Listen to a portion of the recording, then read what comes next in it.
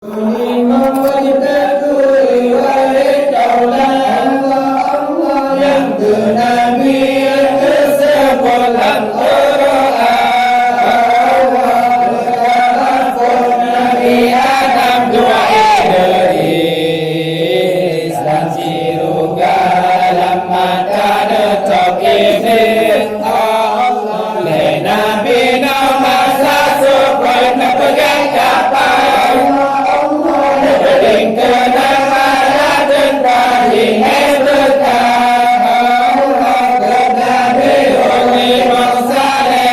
Ibrahim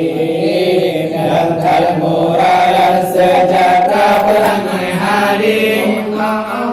berjudul laman Ishaq dan Ismail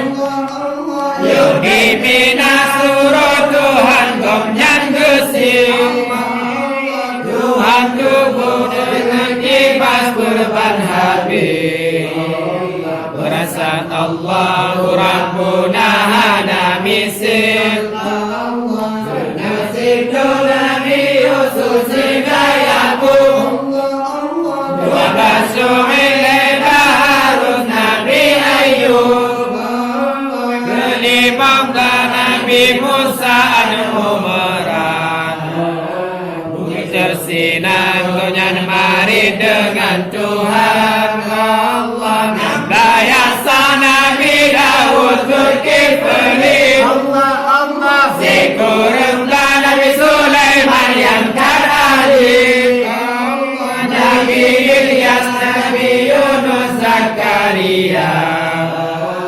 Nabi Isa Nabi Muhammad Nabi Yahya Putra Nabi Makkah Hudak Masalina Dua di langit dua yang di bumi yang di langit Nabi Idris dengan Nabi Isa yang di bumi Nabi Khadir dan Ilyasa